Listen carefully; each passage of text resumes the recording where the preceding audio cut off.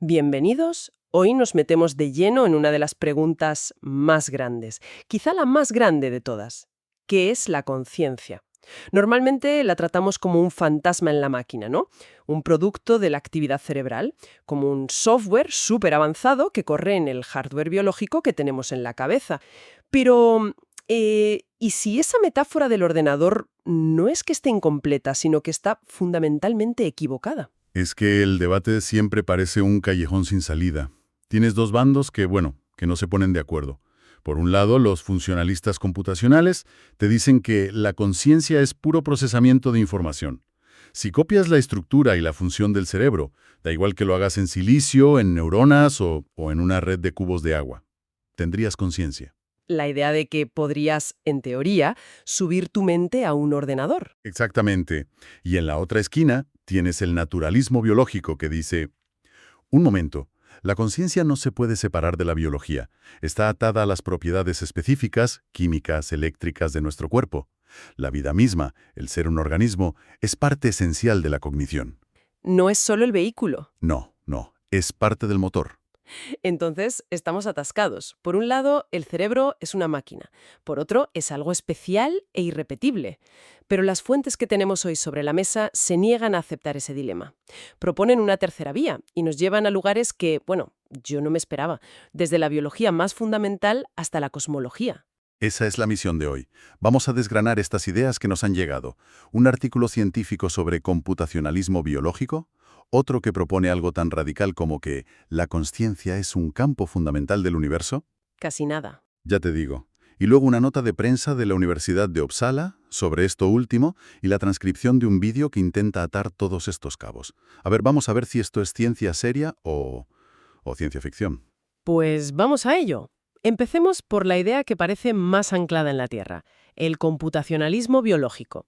La propuesta aquí no es que el cerebro no sea un ordenador, sino que hemos entendido fatal lo que significa computar en un sistema vivo. La clave es que la metáfora software-hardware, que es la base de toda nuestra tecnología, De todo, sí. en el cerebro se rompe. En tu portátil, el programa es una cosa y el chip de silicio es otra. Son separables. En el cerebro, el proceso y la estructura física son la misma cosa. No hay distinción. O sea que... El cerebro no ejecuta un algoritmo. El cerebro es el algoritmo en acción. Vale, y eso ya es un cambio de paradigma. Y el artículo define esta computación biológica con 3 características que la hacen única. La primera, dicen, es que es híbrida. Sí, esto es fundamental. Un ordenador digital funciona con ceros y unos, ¿no? Eventos discretos. Un sistema analógico funciona con señales continuas, como una onda. Vale. El cerebro hace las dos cosas a la vez y de forma inseparable. Tienes el disparo de una neurona, que es un evento discreto, un sí o un no. Pero ese disparo está influenciado y a la vez influye en un mar de dinámicas continuas. Campos eléctricos, gradientes de iones, hormonas. Es un bucle. Es un bucle constante entre lo digital y lo analógico. La segunda característica es que es inseparable de escala. Y aquí es donde la idea de subir nuestra mente a la nube empieza a hacer aguas, ¿no? Totalmente. En un ordenador, el algoritmo es abstracto. El código hola mundo es el mismo sin importar si se ejecuta en un portátil o en un superordenador. Da igual el hardware. Exacto. En el cerebro no. Si cambias la forma física de una dendrita, si alteras una proteína en la membrana de una neurona, has cambiado la computación que realiza. No puedes separar el código de la máquina. La frase que usan en el artículo es potentísima. El algoritmo es el sustrato. Espera. Eso es un cambio de mentalidad total. Significa que no puedes subir una mente a un ordenador, porque la mente es el propio hardware biológico, no un programa que se ejecuta en él. La información y el medio son lo mismo. Exactamente. Destruye por completo la fantasía de ciencia ficción de separar el software de la máquina. Son una unidad indivisible. Y la tercera característica me ha dejado pensando, que esté basada en el metabolismo. Nunca se me habría ocurrido que algo tan aburrido como la eficiencia energética pudiera ser la clave para diseñar un cerebro. Siempre pensamos en algoritmos, no en el consumo de calorías. Pero es que es un principio de diseño fundamental. El cerebro humano consume el 20% de la energía del cuerpo, Una barbaridad. pesando solo un 2% del total. Es un órgano carísimo de mantener. Cada decisión de diseño que la evolución ha tomado ha estado bajo la presión brutal de la eficiencia energética. cómo se conectan las neuronas, cómo se codifica la información. Todo está optimizado para gastar lo mínimo posible. No es un detalle técnico, es la regla que gobierna todo el sistema. Esto tiene unas implicaciones enormes para la inteligencia artificial. Llevamos años pensando que la clave es escalar, más datos, procesadores más rápidos, pero esta teoría sugiere que quizá estemos picando en la mina equivocada. Lo que sugiere es que el verdadero reto no es programar un algoritmo más listo, es construir un nuevo tipo de materia. Un sustrato físico que por su propia naturaleza compute de esta manera, híbrida, multiescala y metabólicamente eficiente. Madre mía. La pregunta ya no es ¿qué programa tenemos que escribir?, sino qué tipo de cosa tenemos que construir para que la inteligencia emerja de su propia física, ¿Pasamos de buscar el programa correcto? a buscar la materia computacional correcta. Vale, esa idea ya es bastante rompedora. Estamos redefiniendo la materia. Pero una de las fuentes, un artículo de la profesora Maria Strome de la Universidad de Uppsala, va mucho, mucho más allá. Dice que estamos buscando en el lugar equivocado, que el problema no es encontrar la materia correcta para la conciencia, sino entender que la conciencia es la que crea la materia. Aquí es donde damos un salto mortal. Strome, en su artículo en AIP Advances, invierte la pirámide por completo. La física estándar dice, tienes el Big Bang, la materia se organiza, la vida emerge y, finalmente, en sistemas complejos como el cerebro, aparece la conciencia. ¿El modelo de siempre? Pues ella propone lo contrario. La conciencia es un campo fundamental, como el campo gravitatorio o el electromagnético, que existía antes del Big Bang, y de ese campo emanan el espacio, el tiempo y la materia. Un momento, un momento. Un campo de conciencia. Como si el universo entero estuviera impregnado de una especie de cualidad mental. Esa es la idea. En su modelo, la conciencia no es algo que tienen los organismos, sino algo que es el universo en su nivel más fundamental. Para que no suene a pura mística, ella lo estructura en lo que llama los 3 principios. El primero es la mente, La mente con mayúscula. con mayúscula.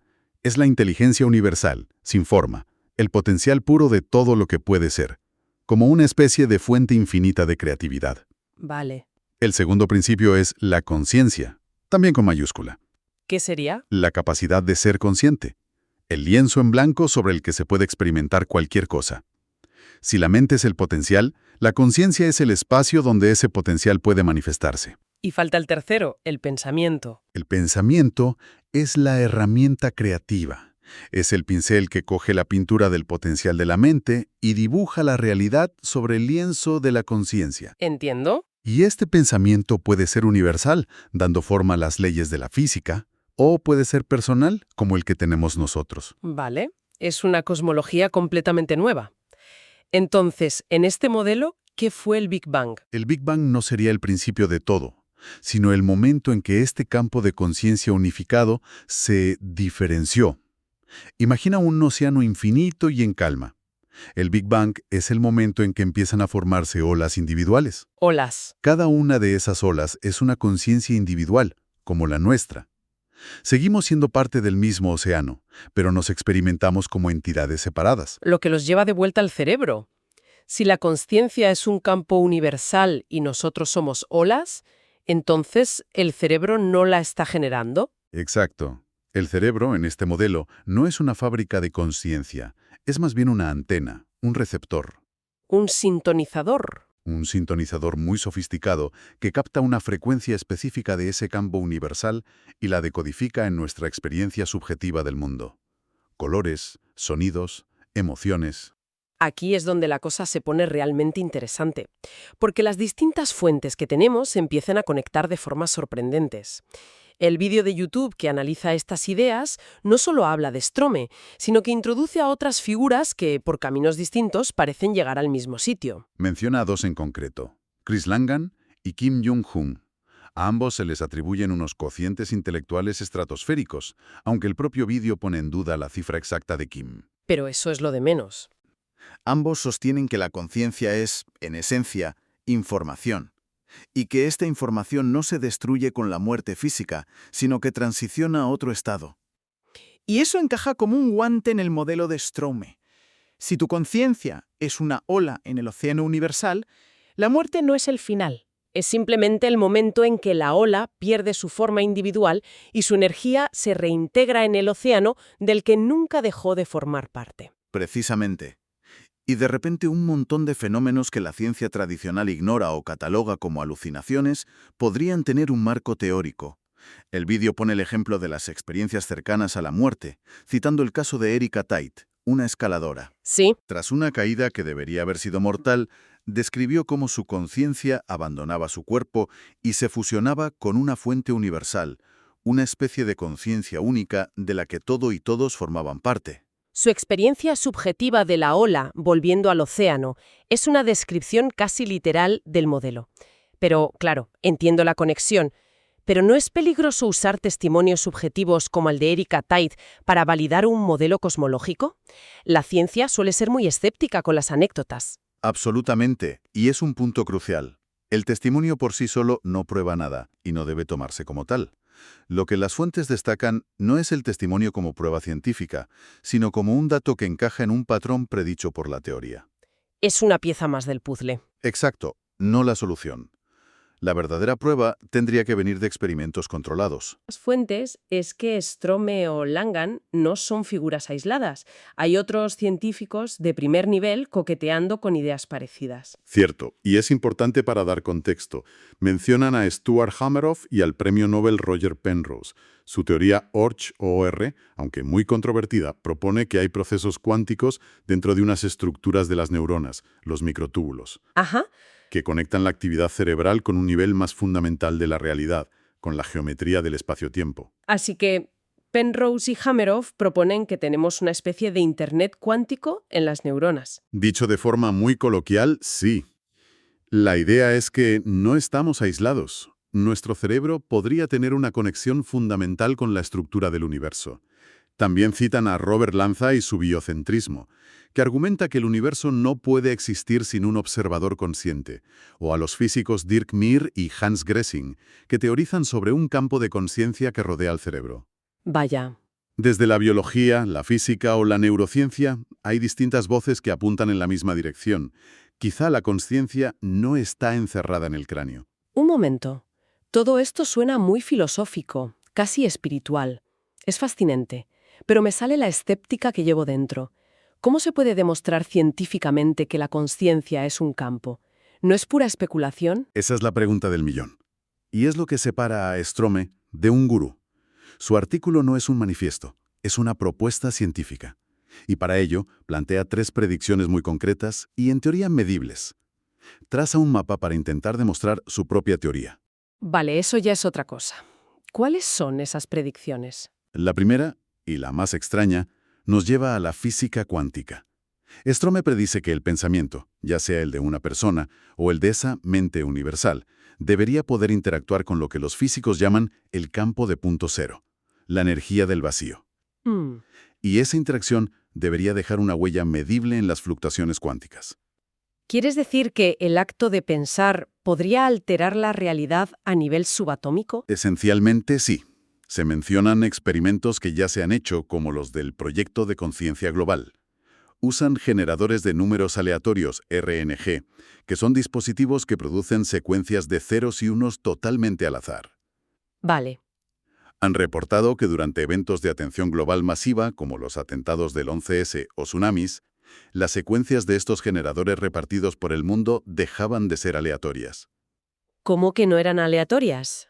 Como si la conciencia colectiva enfocada en un evento estuviera ordenando el caos cuántico. Hay que decir que son resultados muy polémicos y no aceptados por la mayoría de la comunidad científica, pero la predicción de Strome apunta directamente a ese tipo de experimentos. Fascinante y controvertido a partes iguales. ¿Y la segunda predicción? La segunda es en neurociencia y biología.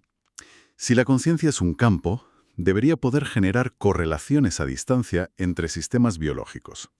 Por ejemplo, se podrían medir las ondas cerebrales de 2 personas meditando en habitaciones separadas y aisladas. ¿Y entonces? La teoría predice que se podría encontrar una sincronización entre sus cerebros que no se pueda explicar por ningún medio convencional. Una especie de coherencia no local mediada por este campo. Una especie de telepatía, pero basada en la física del campo de conciencia. Podría interpretarse así, sí.